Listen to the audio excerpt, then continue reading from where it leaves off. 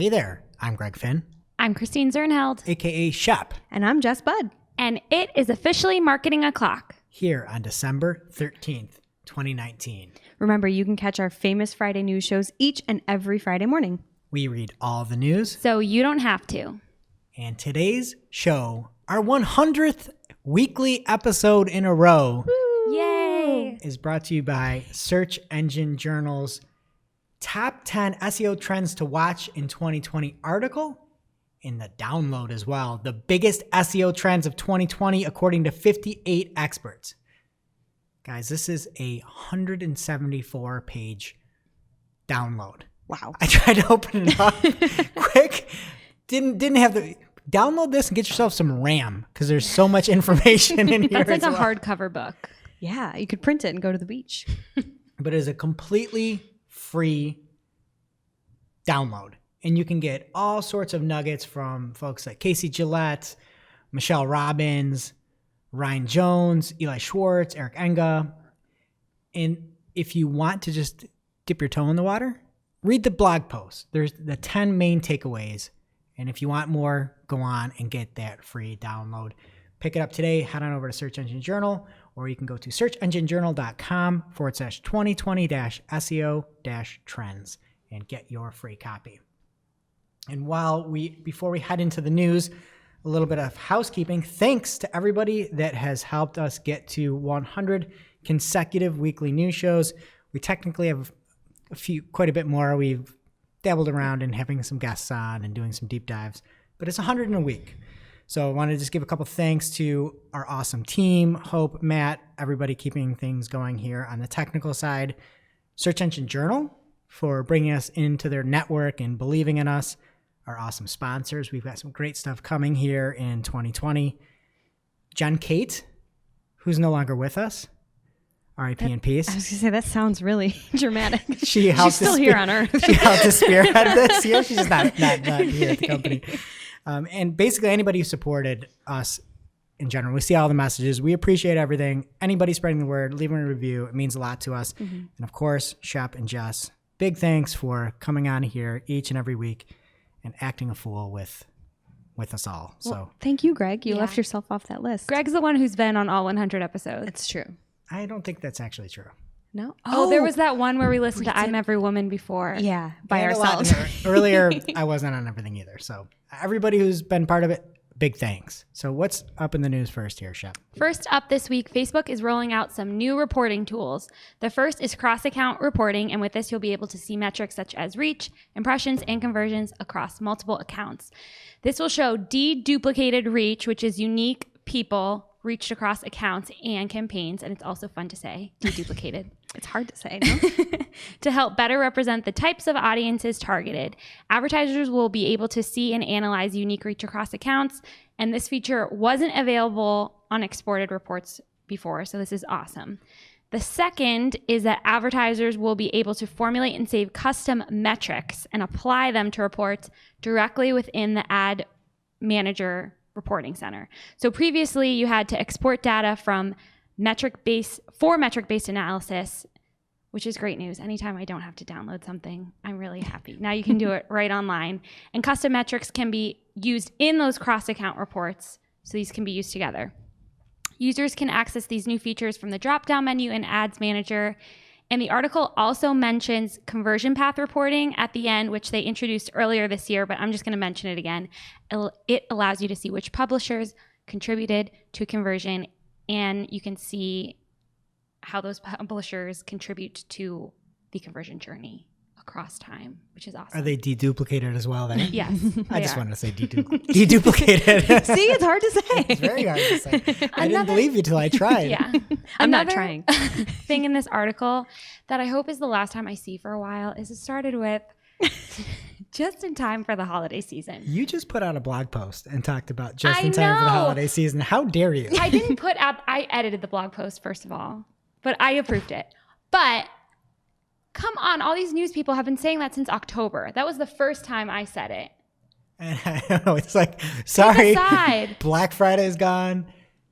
What is it called? Just Relax for a Day Sunday is gone. Like that, yeah. Cyber Monday's gone. Green Tuesday's gone. Orange Wednesday. It's all past. I'm going to be reading news like the day before Christmas, just in time for the holiday season. It'll definitely just be in time at that over. point. R.I.P. in peace. What else is happening?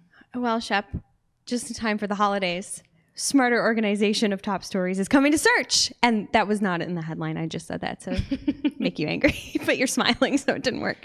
Anyway, according to an announcement from Google on Wednesday, they're rolling out a new experience for users on mobile. It's similar to the carousels of articles that you see now in the SERPs when you search for a specific news topic. So Google will now be serving up multiple carousels of stories organized around broader topics related to your search query. So the example that they gave in their announcement was NASA News. That would be the search. And to quote the article, results grouped under the distinct news stories, NASA adds 5 companies to moonbid, and NASA detects water vapor on Jupiter's moon Europa, along with additional results under also in the news. So those would be 3 different carousels there. $1 million question. Yeah. Can you name another of Jupiter's moons? Europa 2? What about you? How many moons are there? 4 main moons. There's a lot of. Do you know moons. any of them? Yes, I do. I didn't even know Europa until I read this. North Americana. Nice. Nice. Io is another moon. Io? Io. Like just Does the it letters? stand for I-N-O? something? I don't know. Ganymede, Europa, Io, and Castillo. Did you actually know that? Yeah. He didn't even look for those of us that aren't watching, and he's not on camera anyway. If they are, he didn't even look at his notes. He just came, those were out of his head. My son's a big Jupiter fan. Favorite planet. Jupiter? Yeah. Jupiter. Boys go to Jupiter to get more stupider. Boom. Or to learn about moons. We don't use the S word in our household. I'm sorry, I cursed. I love it. So in addition to those carousels, they're also starting to feature things like what they're calling notable quotes in the carousel display that will help vary the types of content that's being displayed, so it's not so monotonous. It's for folks. ironic because I just released something on my own within our show notes only. And instead of notable quotes, it's quotable notes where somebody puts internal dialogue.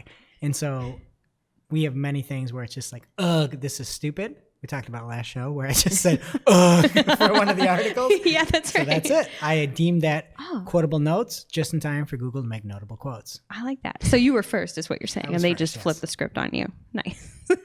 So this is available now, apparently, for English searches in the US as of this week. And I tried it on my phone. I tried NASA News, that exact example, and didn't see it. But if you try it and you don't see it, there's a nice GIF in the article to see what it looks like. And it should be available soon for folks that don't have it yet. It's rolling out wider in the, quote, coming months. So whatever that means. Great. Next up, just in time for the holiday season, Google is launching a new publisher center to help publishers more easily manage their how their content appears across Google products. Kind of. Overall, it's really good. It's essentially it's a merger between 2 existing tools, Google News Publisher Center and Google News Producer. So what will happen is the feature will allow multiple publications to be managed in an easier way, to be organized and switched between the publications, improve permission settings for better collaboration with your team and colleagues. And there is also going to be a dark mode and different logos that you can show depending on device and how the settings are that users have. So the biggest thing that I took away here is, though, typically you rely on RSS feed with Google News, and it's fed in. You have all your stories. It's been a long time been a criteria that's essential for Google News. So now you can point directly to a URL. So it's almost like you are submitting your site to Google News and then going on your way, which is good because Google indexes everything and can see things and is quite good. I mean, they're almost $1 trillion market cap here. But the bad thing is you may have less control, right? Like what I talked about at the beginning. So overall, I think that this is going to be amazing. But that thing where you have more control, I don't know. You now can submit the URL. So if you're doing that, I would assume that Google can go ahead, pick and choose what to use for your news. And another thing where I think this could really help marketers is for Discover. You're seeing a lot more Discover traffic. We've talked about it a few shows back that some publishers see Discover traffic, just huge waves of that. If you can just submit a URL, not have to pull in news, like this is probably gonna help get more content out there, and especially people that might not be as sophisticated as these huge publications. So, yeah, I like that. I have an issue with Discover, though. I feel like more variety would be better because apparently it thinks the only thing in the world that I care about is Slipknot, and that's not true. It's actually true. I care a lot. I just showed you Google Discover gave me some good stuff today. We were watching at lunch, and you enjoyed it. I did enjoy it. Yeah, it's good for you. It's not working so well for me. Now it's time for this week's Take of the Week. This is a #fire digital marketing take with extra spice served up for you. We simply deliver the take for your consumption. We give no opinions. We don't influence. You make the call. And this week's take comes from Ryan Jones, the Ryan Jones, at Ryan Jones on Twitter. And he says, if you create a page and then tell your SEO to SEO it, it's going to suck. Instead, tell your SEO what type of visitor you want to attract and what your goal is, and they can help you create a page that will kill it. And that is in it. We need the ability to edit tweets on Twitter. Yeah, that'd be nice. But that's Another take. That is another take. Wow. It's really true. A lot of times you'll say, oh, why don't you just have this one rank for that? And you're like, well, this is just talking about cats. We're talking about dogs here, and then we're not trying to rank in Google Shopping. It's your favorite example. Can't you just SEO it, though? Yeah, just SEO. You have to think about it when you make your site, what every page is going to be used for. And I have another take to piggyback on this, and I think it's unpopular. I don't like SEO as a verb. No, it's I agree. definitely I terrible. don't like that. Yeah. Another hot take while we're going around the room here, and we're in a safe space. Hate SEM. Yeah. Search engine marketing, get out of here. That's the stupidest term ever. Scram. But to me, the SEO it is what a designer must feel deep down inside when they say, it just needs to pop a little bit more. Oh, it just needs a little more Do pop. they not like to hear that? No. I feel like I say that. That's the most offensive thing you can say to a Really? designer. Yes, don't ever say it. I will stop then because I've definitely said it. You've said he needs more pop to a designer? I've never said it needs more pop, but I probably said make it pop. Wow. I know. Well, I don't know. I'm too busy SEOing things. Now it's time for this week's lightning round. Pew, pew. At this point in the show, we split up our content into two parts, paid and non-paid. First, we'll cover everything to do with advertising, aka paid, and then report on the organic or non-paid. At this point in the show, we split up our content into 3 parts: paid, Organic. And social. Here's what's happening in the paid universe this week. So first we have a tweet courtesy of Glenn Gabe, friend of the show. At Glenn Gabe on Twitter. And he noticed this week, he was Googling looking for some appliances, and he was in the local listings, and he saw a listing at the top that at first he looked at it and he thought it was just a local search result for Rogers Appliances, but it is an ad, and the ad label is really sneaky, especially for local. We've never seen this. It just says ad in black, no box around it, no nothing. We'll put it in the show notes. But it is a little scary for small businesses that at least I thought the boxes were safe. Like, I agree with Glenn. This is a little spooky for those small businesses who are just trying to rank. I know, poor Mrs. G's Appliances in this example. And a great PC name. Richard and Son. He's got a son, that guy. I always see stuff like this where people spot things in the wild, and I can't get them to come up for myself. But this time I did, and I Googled pizza delivery. And we live in Buffalo, New York, which is arguably, come at me, some of the best pizza in the country. I'm going to come at you right now. This podcast is over. Buffalo pizza is good? Name a better pizza. New York City. Well, okay. Oh, you like a floppy piece of greasy pizza where you can't even hold it up and it flops down in the What's grease? good pizza in Buffalo? Casa di Pizza, Bob and John's, Franco's. Okay. You're making some good points. I like Just Pizza because on their sign, they have several other things aside from pizza. Oh, there's barely pizza at that place. It's one of my favorites. We also have a couple of non-pepperoni eaters in the room, but Buffalo has special pepperoni. Do we have the and crispy char cup? Yeah. that people don't know about. Okay. People don't know about that. Yeah, you go other places and they're like, "What's this?" And I they don't have like know. the I flat mean, pepperoni. I've had over 40 pizzas in 30 days. I don't know if Buffalo makes Okay, the list. Papa. Anyway, I did this from our office, and the first result was for Domino's Pizza, and it was an ad, and it had just the little black AD bolded, no box around it. At least have like a better chain pizza place. Name a better That's chain. not how ads work, Shep. It's people that need to schlep their poor Have pizza. some respect, Google Ads. This is sad too. They only have 3.7 stars, and all the other local ones have above 4. Have you ever had Domino's? I love Domino's. I have the Domino's app installed on my phone. I get their emails, and they won't even deliver to my house. That's how much I love Domino's. I haven't had it in a while, but I'm not a fan. It's good. Okay, next up, we have an article from Tom Doughton at The Information titled, Apple's Ad Targeting Crackdown Shakes Up the Ad Market. I found this article to be wildly interesting, and I think it is worth a read for anyone. It's not too long, but I will give a brief synopsis.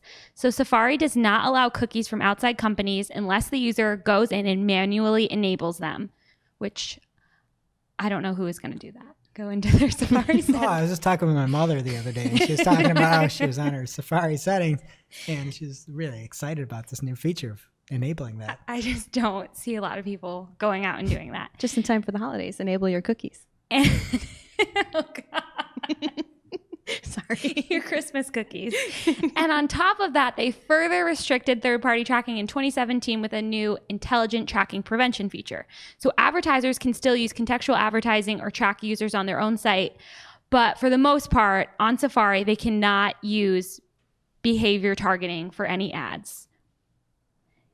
This is a big deal when you consider that Safari makes up 53% of the mobile browser market in the US, which I never really think about, but people don't uninstall Safari. Well, you can't uninstall it, but people don't just get Google Chrome. Yeah, that's a big reason why. You know, like iPhone users, like, you don't just go out of your way to install Google Chrome. I don't think I did until I started working in digital marketing and realized it was a better search engine. Like, I didn't even know before. You didn't know. Oh, they got DuckDuckGo on that? That Chrome? is so much better. Safari's a joke.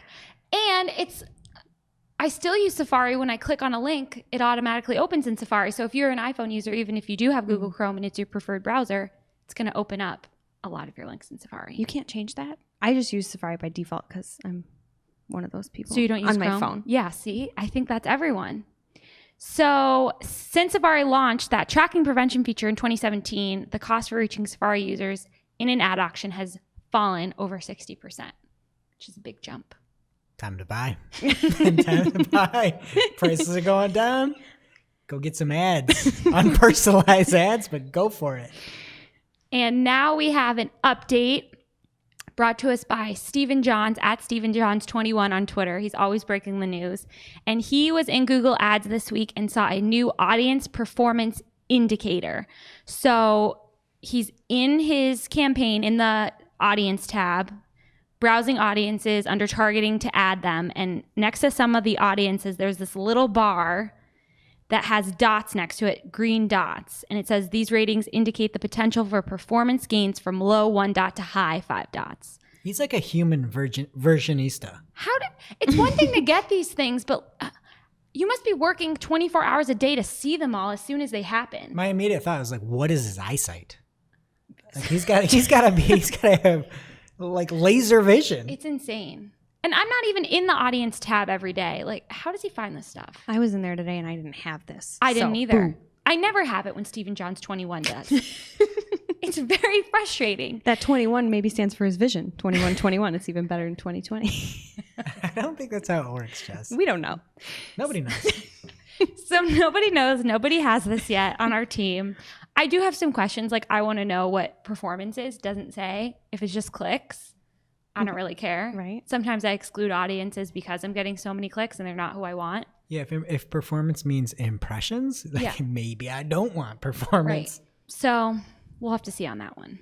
Next up, we talk a lot about political ads on the show, and we talk a lot about Facebook's stance on them. So does everyone else. And they told us that they will not fact check, but that we shouldn't worry because we could always see them in the ad library, and the public and journalists would know all the ads that were out there, which ones were running, and who they were targeted to. Well, that is not the case anymore. At least temporarily it was this week. Tens of thousands of political ads went missing from Facebook's archive this week. And this was a really bad week for this to happen, as the UK is electing their new parliament. And all of a sudden, the targeted ads run by the two main parties just vanished. And none of these ads were in the Facebook ad library for quite a while. Facebook has since said, we have fixed the bug, and all impacted ads in the UK are now back in the ads library. But still. And I know they're saying it's a political thing. I noticed this before this broke, that the Facebook ads library was broken. You know, we used to have a segment in our after show called Life Hack or Life Hack. Yeah. I'll do a live one here. When I'm buying something, especially during Christmas season, and I don't have a code for something, I go to people's Facebook ads and I see the remarketing ads that they're doing and the offers that people give, and I use it. And I was looking for something for Nike, and I couldn't find any ad, even though they were running ads. And so I knew that this was down. So I don't think it was like a targeted, hey, let's get rid of political stuff. It's just their ad library broke. So was that a life hack or life hack? That's definitely a life hack. My jaw dropped. There's some browser extensions that can help with that too. I know, but you still can That see. is amazing, though. Yeah. 5 years ago, I would have killed for that. Yeah, it's not only the political ads, but it is a really bad week for it to happen. And they're making such a big deal about how we shouldn't worry about their stance on political ads. And this is basically the only transparency they have, is that we can look at all the ads running at any time, see who they're targeted to, and it broke. So Go figure. yeah, maybe they need to up their game. What is happening in organic? Well, we've got lots of privacy news with a browser called Brave. It has topped 10 million monthly active users. Question. Answer. That's not a question. It's just a statement. What do you got? No, I have a question. So why would they choose Brave when something like, say, Backrub was available? Because the operating HR They're not department disgusting. Well, I don't know. Everyone should go back and listen to episode 99 if they don't get the joke. So Brave has seen a surge in user adoption, where the monthly active users have doubled in a year, and it is now 10.4 million monthly active users. What Brave does is they use, of course, a Brave's basic attention token, which is a blockchain-based system where users get 40% of the ad revenue as a reward for their attention. A little reward, get a little treat for using Brave. Basic attention token. And before, there were 28,000 verified creators on things like Twitch, Twitter, Vimeo, where they had signed up. And now they have 340,000 creators that are Brave verified content creators.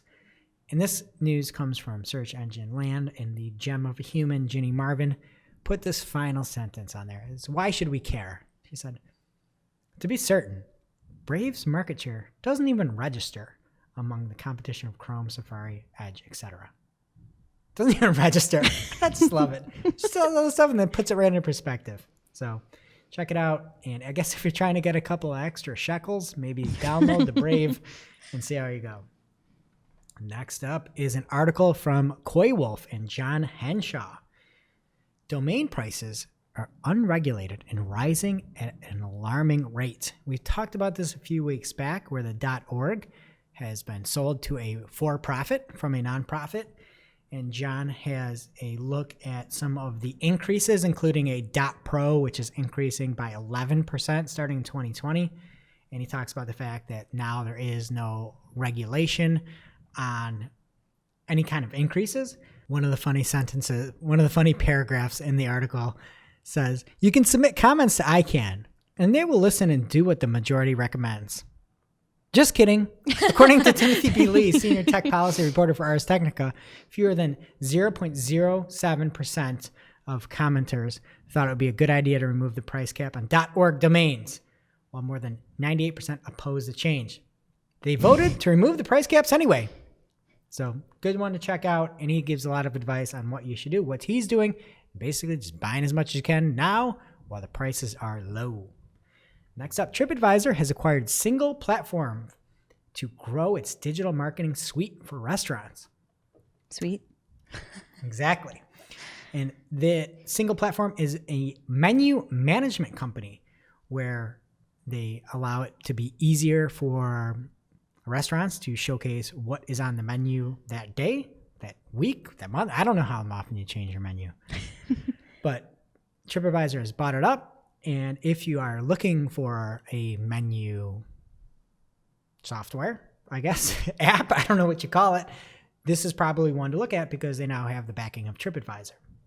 So apparently 93% of diners check menus online before choosing a place to eat.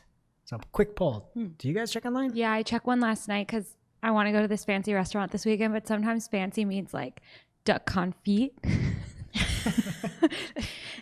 Or like there was like some tongue of something on the menu. Oh. Yeah. Tongue of anything sounds not. We decided not to like just to go to cocktails because there's just not anything we are going to agree on. I always check. Okay. Yeah. You're a vegetarian. Yeah, so I always check to make sure I can eat something.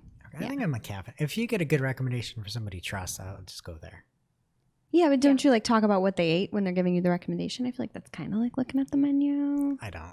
Yeah. I mean, you've seen me. You're right. Greg doesn't care about food. He just needs it to survive. Unfortunately.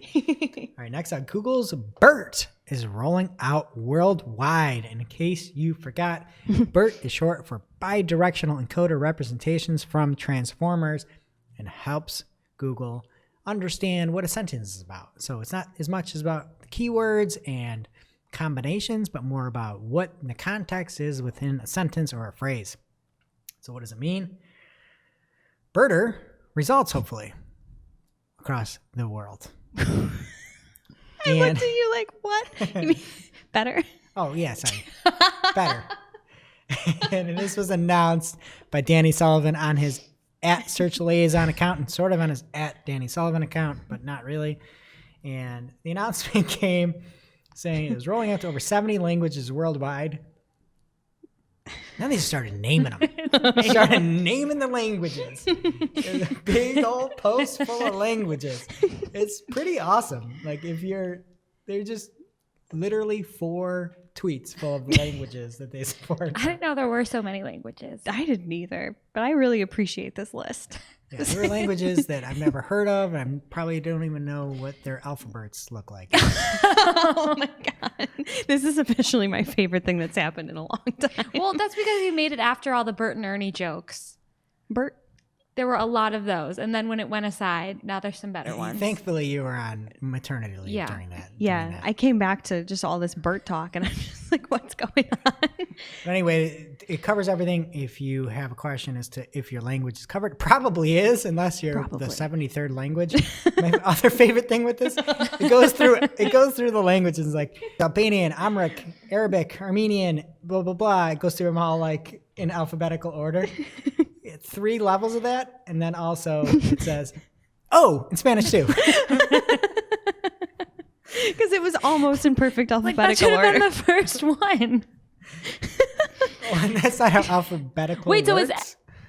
No, but they have V's at the end. They put Spanish should have been like the most important one. Right, they Why'd missed it leave with the out? S's. They of went all the ones to miss.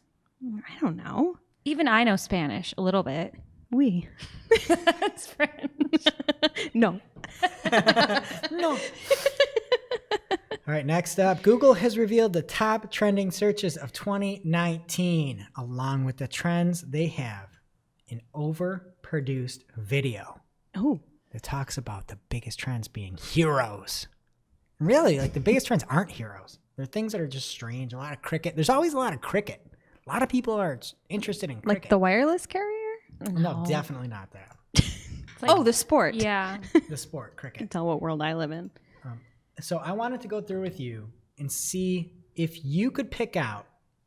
Maybe we'll go if you could get who will be able to, out of Jess or Shep, get one of the top 10 most searched celebrities in 2019. Taylor's Allison Swift. Absolutely not. Wait. Okay, I know my next guess already. Kylie Jenner? No. Lizzo. No. You're kidding. No. Okay. Wait, I get another one. Go. Walt Disney. No. What? I always pick him. Okay. I'm trying to think of when things happened. Okay. I'll just Harvey Weinstein. No. Wait, I have one more. that guy that's on SNL that I think dated your He girl, did. Hope, Ariana Grande. Didn't he date her? That guy. What's his name? Fred Ward. Yeah. Are people searching for him? No. Wait, who's someone who died? Whitney Houston? They would be that was many moons ago, many Jupiter moons ago. Ooh. Who died this year? They would be searched. You're just not gonna get it. Anyway, the video is about telling the video is about heroes. Number 1, Antonio Brown, Who? sports player. Antonio Isn't he a bad- Banderas? Oh, see, I knew it was going to be bad people. He's a bad guy, Exactly. right? Number 2, Oh. Neymar. I don't know what happened there. James Charles, Jussie Smollett, Kevin Hart, oh. Billie Eilish. The only hero on here is Greta Thunberg. You don't Person of think the Billie year. Eilish is a hero? Her No, I songs don't. put me to sleep. R. Kelly. You think he's a hero? Oh, Why God, make a video no. about the I knew. most searches See, as I was heroes? on the right track knowing it was bad people. Joaquin Phoenix. How do you even say his name? I don't even know how to Joaquin? say that. Joaquin. I think. Why I'm just gonna was say it he with a hard searched? J. For the Joker. But he's an. He But had no, that He's clip an of him being- anti-hero. It's not heroes. So Why- get out of here with your video. Why is R. Kelly on there? He's not a hero. But No. according if you watch the video, he's like people love heroes. That doesn't make any sense. Okay. Next up, Google is bringing new features to the app plus web properties in Google Analytics. This was introduced in July, and now there's more data that we'll be able to see. One of the new pieces of information we'll get is cohort analysis, where you'll be able to compare engagement between groups of similar users with more metric and dimension breakdowns and user lifetime insight into the lifetime activity of a group of users based on custom dimensions that you choose. So if you have an app and if you've got a website, check it out. There's now more information that helps to stitch those two together. Love it. Another big change in local, piggybacking off of what Shep talked about on the ad side, is now there are some carousels of reviews that are showing in Google local listings. It's pretty crazy to look at it. It is a very big and bold star along with snippets from reviews. And you can take a look in the show notes to see what is happening. Funny thing is, we're looking at the article and one of the reviews is a totally fake review. Definitely. It's crazy. It's about insurance. It's about an insurance agent. And the review says, "You'd be shocked at what State Farm can offer you and your family over and above insurance!" Exclamation. Who writes that? Nobody uses an exclamation point when talking about insurance. Shocked. Fair point. They were shocked. Shocked. So this is just a feature that was seen by Anil Badal and confirmed by Google spokesperson, but just a test in the wild. Next up is one of my favorite things of 2019, probably. Introducing Just in time for the holidays. Introducing Unsplash for brands. I'm a big Unsplash guy. If you don't know what it is, it's a royalty-free stock photo site, and it's fantastic photography. It's like they made a stock photo site and had somebody actually look at the submissions that came through. It's like, and a designer did it, you know? And so they came up with, and I've always thought, how are they making money? Turns out Excellent question. they now have Unsplash for brands. And I thought, looking at this initially, that you'd just be able to license it, integrate it somehow, and it was going to be a big shakedown. It is not. What you can do is, if you're a brand, you can submit branded materials to Unsplash, and they will list it because everybody uses Unsplash now. It is a genius move, where the example that they had, one of them was the fact that it was a camera or a Chromebook, let's say, and the images for maybe laptops might be Google Chromebooks. And then all of a sudden you've got people using different brands out there. Another one was for Square, and you're looking at a POS system or something like that, and all of a sudden it's a Square unit that looks cool. People are using it in all these different publications, and it's just extra brand awareness through stock photography, and it just blew my mind. And it feels really organic still, at least in those examples that we saw. Like the Square one was really nice. It was subtle. It was there, but it looked like a picture I would still use. Yeah, I thought it was a well done iteration of what North Face tried to do with Wikipedia earlier this year. What a journey. All right, BuzzFeed is setting up a shopping tab. And of course, it was Jane Manstrom Wong that found it. She finds everything at Wong M. Jane on Twitter. And you can guess if you're interested in schlepping some more product, head on over to see if you can get into their shopping. Are you going to buy any quizzes this year or give out as gifts? Maybe just in time for the holidays, I'll do that. They've got a lot of Baby Yoda stuff, so Ooh, Oh, great. I'll check that out. Greg's favorite. it's Greg's favorite. All right. Next up, Google's displaying the availability of products on image search results page. This feature was spotted by Frank Sandman, who noticed a feature in English when he was searching Magic the Gathering Commander decks. I was just searching this last night. I didn't see it when I did my search, but Frank saw it. It's actually cool. One of the things I'm going to give credit for, even though I think it's a little bit of a malicious intent, not malicious, a self-serving attempt, let's say, is the products markup that Google has really brought forward surfaces more products that aren't Google Shopping, that's only paid, but you can see more products listed. And now you can see if it's in stock or out of stock. It's still a very poor experience. If you actually click on those products, you don't get to actual products. You get to different Google search listings with a big shopping ad. That's why I think they're doing it to be self-serving. Try it. Look in an industry, click on a product that shows up on what is that rich data. You're going to see a big old ad on the right-hand side, and it's not good results in the search. But anyway, now it's going to be a big red out of stock if they don't have it, and green in stock for those in-stock items. Okay, analytics platform Retina has an integration with Shopify that gives merchants access to predictive analytics to hopefully find out the CLV, the customer lifetime value of somebody that comes on board. There is a free Retina Go tool if you're a Shopify store user that you can install and implement for free. Pretty nice. One of those things where you can hopefully really track the value more on the front end and not look at everything, especially for a software as a service company or a subscription box company where people do stick around and spend a lot more, or even anything that's just a routine purchase. Okay, and lastly here on my side, you can say goodbye to robocalls. Maybe, I'm adding the maybe in. The Traced Act passes through the U.S. House. And this is the Telephone Robocall Abuse Criminal Enforcement and Deterrence, or TRACED Act. Sometimes I think they just put too many words in there so they make the acronym sound Yeah, Yeah, for definitely. sure. Like, 100%. make it the Robocall Act. Get rid of it. That's got a nice ring to it. You don't need everything like that. Anyway, it's going to push for carriers to implement a caller authentication system and require companies to block the calls for free. So this is anticipated to be passed by the Senate in the coming weeks, and it could be signed into law before Christmas. There's a funny mention from a Frank Pallone, a Democrat out of New Jersey, who said, "Today the House is giving Americans back control of their phones." All right. Hey, did you take it? Did you take it and you're giving it back? Oh, The House is giving it back. yeah. So who has it now? Is the the- robocallers? the Is it the House? robocalls? Yeah. Is it Frank? The telephone robocallers. Okay. The T in Traced. I still like the idea I had a few weeks back on the after show better, where you have to pay a quarter to call. Oh, that was a long time ago. Yeah, maybe I was it's here months for ago. that. Yeah. Anyway, That was a good idea. we'll link to it in the show notes. It was a pretty smart Pretty idea. decent. Yeah. All right, what's happening in social, Jess? All right. First up here in social, this is from TechCrunch. Snapchat cameos edit your face into videos.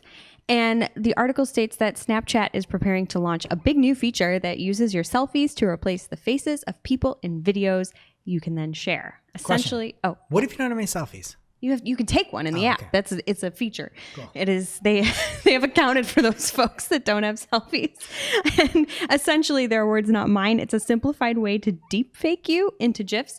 I think they're using the term deep fake Yeah. a little bit loosely This here. is what Greg would call a shallow fake. Ooh. This is medium. This is a jib jab. Yeah, they did. They The shallow said it's fakes kind of like are- jib jab. are Yeah. comedically funny bad. Well, this The is deep this- fakes are the intent is wrong, and this is like a jib jab, just like a fun in the middle. It's like a 3 foot. No, that's shallow. Like a 4 foot. Yeah, it's a they put a person's face on a bird. You're not So di- whatever this is- you this is would definitely qualify not- that It's as. definitely not something you'd be diving into. I'm surprised nobody's mad, to be honest. About this? Yeah. Well, all the birds out there. They're like, don't take my face. No, I guess. Well, first of all, it's just with a limited, you can't just do it to any video. There's like a library of videos. So I think that helps maybe stifle some problematic things that could happen. But it kind of looks really fun, and I'm adding it to the list of things I didn't know that I wanted.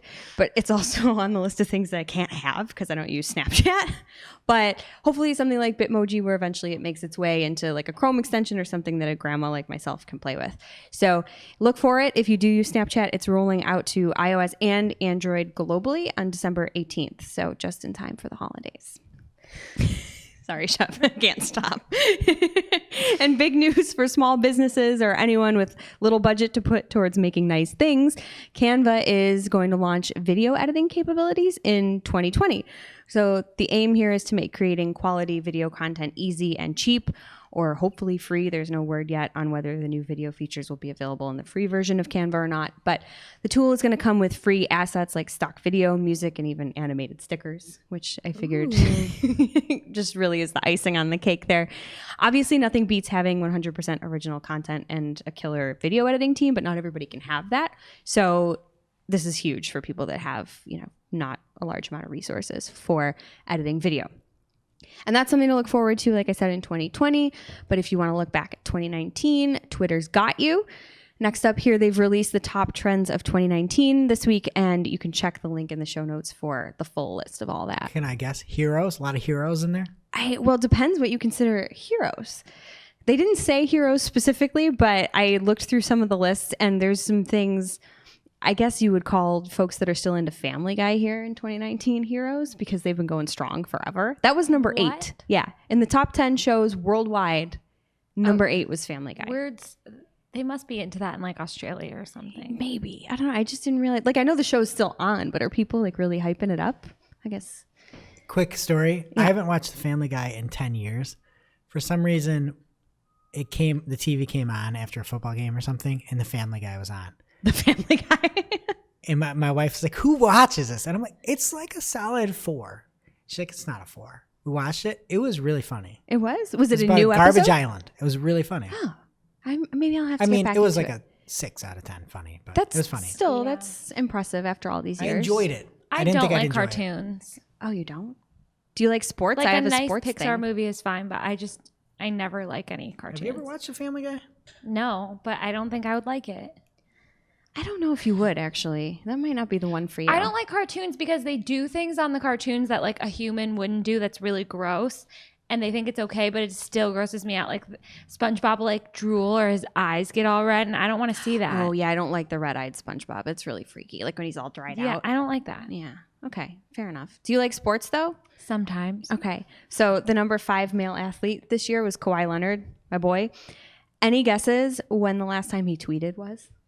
I'm going to go 2012. You have an answer?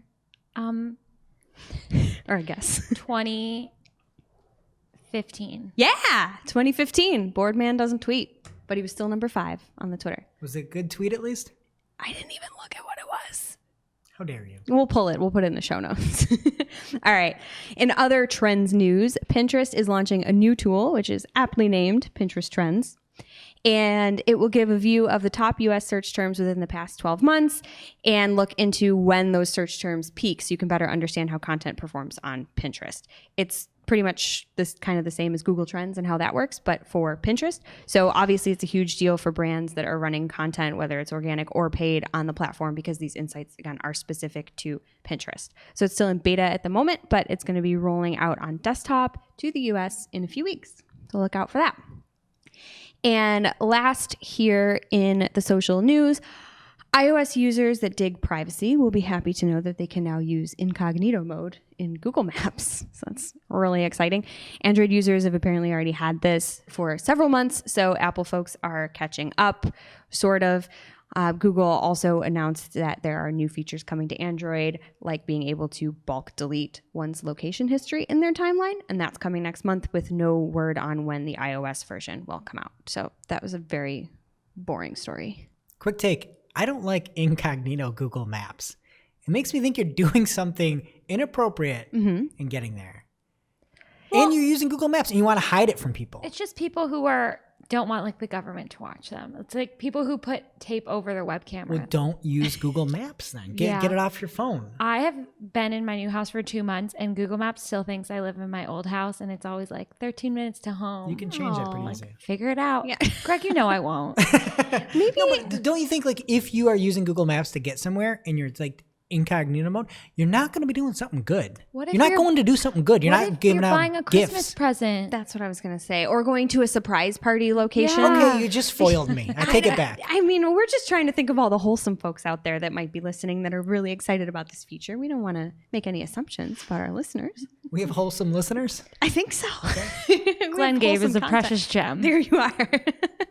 So yeah, that's something that's happening. It's, a little bit of a boring story to end on, but we could have done a better job mapping out the article list. Did I save it? No, definitely not. Okay.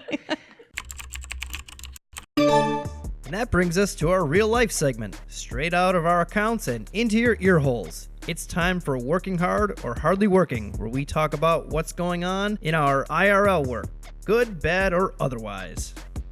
Shep, what's been happening with your accounts lately? So this was something that happened like after we recorded last week and before the episode dropped. It was bad timing. But Google Ads explanations came out. It's old news now, but I have used them and they're really cool.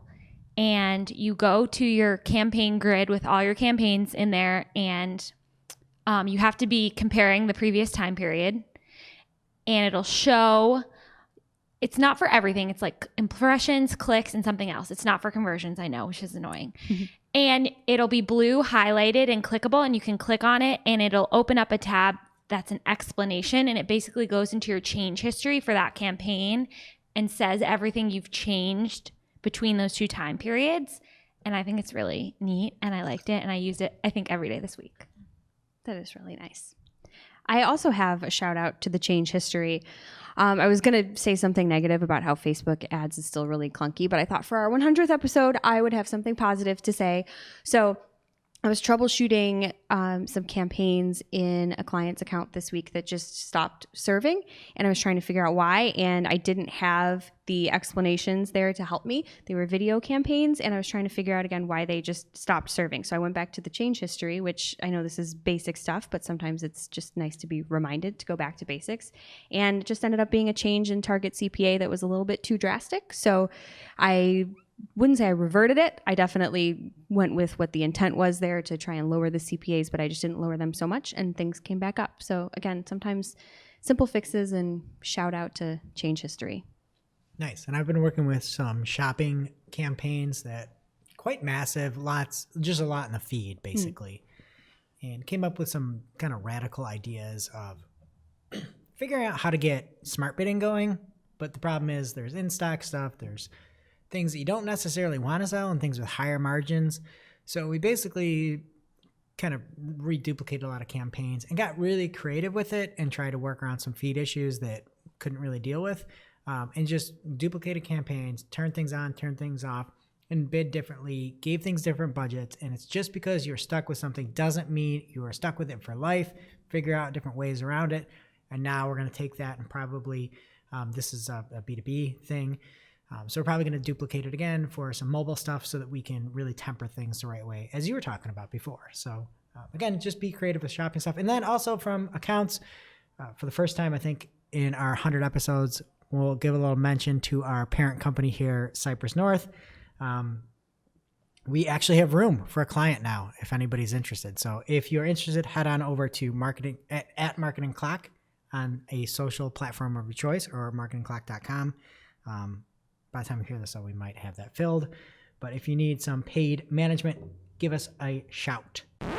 Now it's time for this week's WTH, Misguided. I'm like, who does that? Just get rid of it. I'm over it. where we rant, rave, and roll our eyes about a trending digital marketing topic. What are we coming to? Honestly. See what had us asking WTH. this week. This week's WTH comes from BuzzFeed. Not from their shopping segment, but from their news segment, as a Facebook contractor who was paid thousands of dollars in bribes to reactivate banned ads accounts has been fired. This is exclusive. I love it too when people say exclusive. Exclusive. You heard it here first. So apparently the behavior, according to Facebook, is absolutely prohibited under their ad policies, and the individual is no longer working with Facebook. So let's just get that out of the way. It's not still going on. But this happened for a shady affiliate marketer, according to BuzzFeed. So you know it's shady. And these people, their contact at Facebook could reactivate the ad accounts that were banned due to a policy violation, and they would pay off the employee. They would reactivate the ads account, and then at some point down the road, it'd be banned again, and they could go to a certain employee, and it would be turned on again. So bad. Yeah. According to the article, this company, this affiliate marketing company or affiliate, spamming company, let's be honest, they had more than one person inside of Facebook that could turn the ads back on for a fee. That's spooky. First of all, I have a lot to say about this. The fee was what, $5,000 initially, and then $3,000 like retainer or something that this person you could like tried to sign him on, so he would be at your beck and call to reactivate your account whenever it got shut down. But then there's Like, chat what are you logs. up to? Yeah, well, he's up to stupidity because there's just chat log. Like they have the records of these chats, Yeah. and it's very casual the way that they were talking to each other, and it's just like, do you not even care that somebody's watching and you're gonna get fired? I guess not. It just I almost Facebook is in our WTH like every single week, and I almost felt bad for them with this one because the guy was a contractor, and it's like, you can't work with that many contractors. Like, this is why. so bad. You got to trust people. But it's hard to reach someone when you really have a problem as a Yeah. legitimate marketer. Exactly. And these folks just found their way into a Yeah. person that could just do magical things for money on the side. We should have had this guy like in our phone book to call Seriously. when our accounts got shut down for dumb reasons. What's that word you like? Umbrage? I take umbrage with it. It's awful. It's, WTH and then some. Not cool. And they say there's a few people in the company that they were working with. No word on if any of them have been removed. Yeah. Who are they? We got to sniff them Yeah, out. they did actually say they were removed. Oh. They did? I thought they said they were still trying to find them. No, they said the individual is no longer working with Facebook. They did only say The one guy, yeah. Yeah, the other moles may still be out in the wild. Wild. So get a couple of Benjamins and shoot, take a picture with yourself so it doesn't get picked up by the text recognition next time you need a favor over there. And now for this week's Cool tool. As a reminder, our Cool Tool segment is not an official endorsement or paid mention. We're simply sharing something we found in our travels that may be of use to our listeners. And is really, really cool. This week's cool tool is full page screen capture, and it does exactly what the name implies. It captures the full view of any page really easily, too. You just pop in the URL of the page you want to capture, and boom, a downloadable image of, you guessed it, the full page. So it's super handy, and you can check it out at fullpagescreencapture.com. You're making a presentation, getting on a Canva, head on over, just quickly grab that. You don't have to edit anything. You don't have to trim. You just get the full page. I think it'll be nice for clients mostly. You can look at their page or like a competitor's page that you want to compare to it all at once. All at once. And it's really quick, too. I've used other tools that do this, and it like takes a couple seconds, but this is quick. I love it. Now it's time for our must-read marketing article of the week. An article so advanced, so in-depth, so detailed that we simply cannot cover it in its entirety on today's show. This week's must-read marketing article of the week is an article so in-depth, so detailed that we simply cannot cover it in its entirety on today's show. It comes from Glenn Gabe, at Glenn Gabe on Twitter, the wholesome Glenn Gabe. And he has an article called User Comments and the Difference Between Indexable and Indexed. Our blog and article comments helping your site SEO wise. And he basically has a really in-depth article on how you can SEO it for your comments. But in reality, he talks about how basically Googlers, John Mueller and Gary talked about comments kind of mean your community is thriving and that it's general quality signal, and talks about how you can get those comments to aid you and why indexable might not be indexed. So a few of the breakdowns he's got is comments in the static versus rendered HTML, how you might be missing the second part of the equation, that indexed aspect, and then goes through a 4-step process about the difference between indexability and indexing, talking about 1, if your comments are indexable, 2, the indexable doesn't mean index and how you can know what the difference is and test yourself, 3, how you can publish comments in static HTML, which is your safest bet, and then 4, how you can block user comments from being indexed by requiring user action, which helps to increase the quality. So definitely check it out. Head on over to G Squared Interactive, which is gsqi.com. Check it out in our show notes if you want the quick link. Thank you, Glenn. All right, that does it for today's show. Thank you to Search Engine Journal and Danny Goodwin's big old 174 page document, the biggest SEO trends of 2020, according to 58 experts, many of which have been on our show in our previous iteration. And you can check it out. See the top 10 SEO trends to watch in 2020, searchenginejournal.com/2020-SEO-trends. If you like it, go on, download the PDF. You will love it. We guarantee it. But not really. And if you're looking for another great podcast, don't miss this week's episode of the Search Engine Journal Show. This week, it's Mike Greenan of Acronym, and he's talking about learning to rank, information retrieval, and the death of SES, the once prominent search engine conference. Definitely going to be a banger. Check it out. It is now officially not Marketing O'Clock. Remember, you can catch everything from today's show on marketingoclock.com. And while you're there, please be sure to subscribe so you don't miss a single episode. And we got 100 more coming right at you, and we will see you next week.